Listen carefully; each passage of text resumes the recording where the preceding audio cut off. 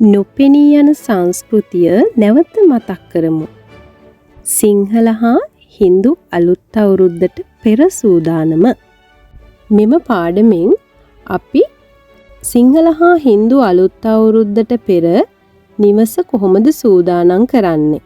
ඒ වගේම පරිසරයේ සූදානම කොහොමද? තවත් දේශීය අමුද්‍රව්‍ය යොදාගෙන කරන සැරසිලි මොනවද කියන කාරණා මේ පාඩමේදී බලන්න සූදානම් වෙලා ඉන්නේ.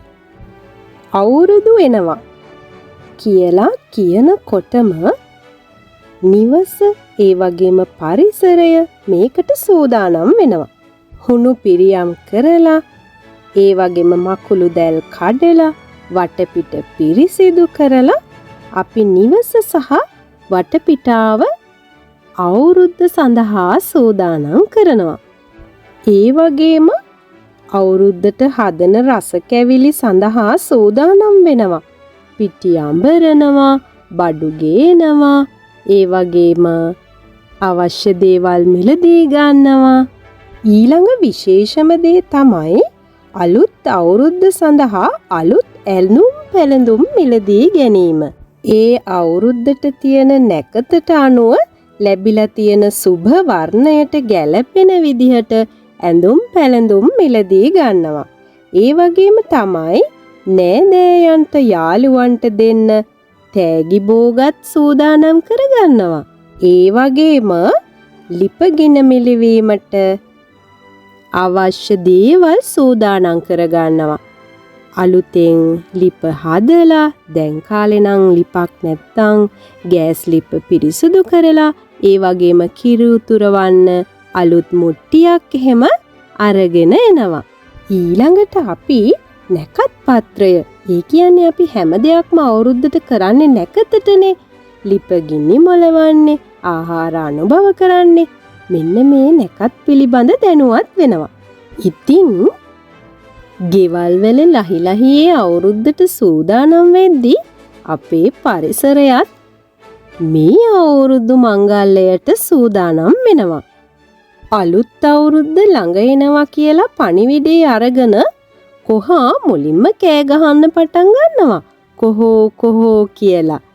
ඒ වගේම තමයි ගස්වැල් වල දලු දාලා මල් පිපිලා විශේෂයෙන්ම අවුරුදු කාලෙට එරබුදු මල් වලට වැඩි තැනක් හම්බ වෙනවා. මේක තමයි අවුරුදු කාලේ කියන සංකේතවත් කරන මල් වර්ගය. අතු පාට එරබුදු මල් මුළු පරිසරයම ලස්සන කරනවා. ඒ වගේම නිකමට බලන්නකෝ ගස්වැල් වල පළතුරු හැදෙනවා. ඒ කියන්නේ ආඹ, කජු, රම්බුටන්, ජම්බු වරක ගස්වල ඔන්න ගෙඩි හැදිලා තියෙනවා. ගස්වල අලුත් දලු හැදිලා තියෙනවා. පරිසරය මේ කාලෙට ටිකක් උණුසුමත් වැඩි වෙනවා. ඉර මුදුන් වෙලා රස්නෙත් වැඩි වෙන කාලයක් තමයි මේ. ගහකොළ මලින් පළතුරෙන් බර වෙනකොට සමනල්ලු, බඹරු වගේ සත්තුත් බොහෝම උද්‍යෝගයෙන් කෑම හොයාගෙන ඇවිදිනවා. කුඹුරු යායවල් බොහෝම ලස්සනට කරල් පැහිලා ගොවියෝ ලහි ලහියේම අස්වැන්න නෙලා ගන්නවා අවුරුද්දට සූදානම් වෙන්න. ඔන්න ඔය විදිහට තමයි අලුත් අවුරුද්ද සඳහා අපේ පරිසරය ඒ වගේම අපේ නිවෙස්වල අය සූදානම් වෙන්නේ.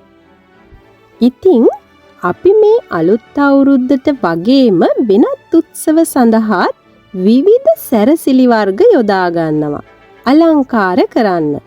අද අපි බලන්න හදන්නේ ස්වභාවික ද්‍රව්‍ය යොදාගත්ත පරිසරයට හානියක් නොවන සැරසිලි වර්ග කීපයක්.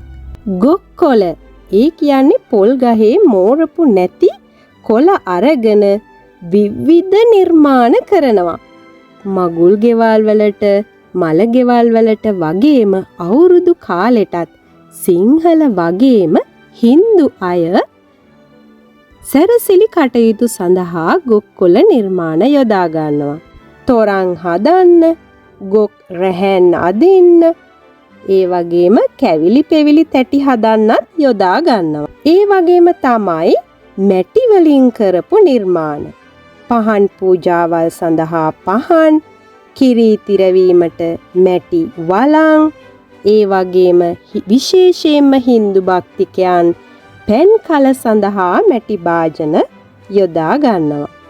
ඒ වගේම ස්වභාවික මල් සහ කොළ භාවිතා කරලත් විවිධ සැරසිලි කරනවා. තොරන් වලට පුවක් මල්, ඉරබුදු මල් මාලා, ඒ වගේම ධාන්‍ය වර්ග, සහල්, මුං ඇට, කව්පි වැනි දේවල් යොදා ගන්නවා Hindu භක්තිකයන් ඔවුන්ගේ නිර්මාණ සැරසිලි සඳහා. ඒ වගේම තමයි පන්, වේවැල් කියන වර්ගය යොදා ගන්නවා පැදුරු හදන්න, ඒ වගේම වේවැල් වට්ටි හදන්න. ඒ වගේම තමයි අවුරුදු ක්‍රීඩා සඳහා යොදාගන්නෙත් බොහෝ විට ස්වභාවික දේවල්. කඹ යොදා ගන්නවා කඹ අදින්න, කණා මුට්ටි බිඳින්න මැටි මුට්ටි යොදා ගන්නවා. ශක්තිමත් ලණුවකින් තමයි ඔන්චිල්ලා බඳින්නෙත්.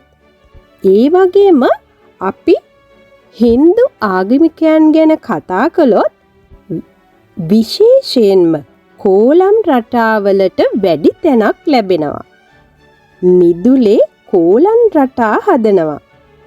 Hindu නිවෙස්වල දොරටුව අසල මේ දකින්න හම්බෙන සුන්දර සැලසිරි වර්ගය හදන්න හාල් පිටි, පාට කරපු හාල්, මල් පෙති වගේ දේවල් යොදා ගන්නවා. ඊළඟ පාඩමෙන් සිංහල හා Hindu අලුත් අවුරුද්ද ගැන කතා කරන්න හමු වෙමු. පරණ අවුරුද්දේ දුහුවිලි අතුගාලා අලුත් පාටින් ගෙපනේ හැඩ කරලා කිරි ඉතිරෙන සුවඳ ගමටම දීලා කැවුම් කොකිස් වලින් මේසය පිරීලා එරබදු මල් පිළ වසන්තය ඇවිදින් කෝකිල නාදෙන් මුළු ලොම පිබිදෙමින් එකම නැකට අපි එකට එකතු වෙමු ආදරෙන් සතුටින් අවුරුදු සමරමු සැමට සුබ අලුත් අවුරුද්දක් වේවා අලුත් අවුරුද්දක් වේවා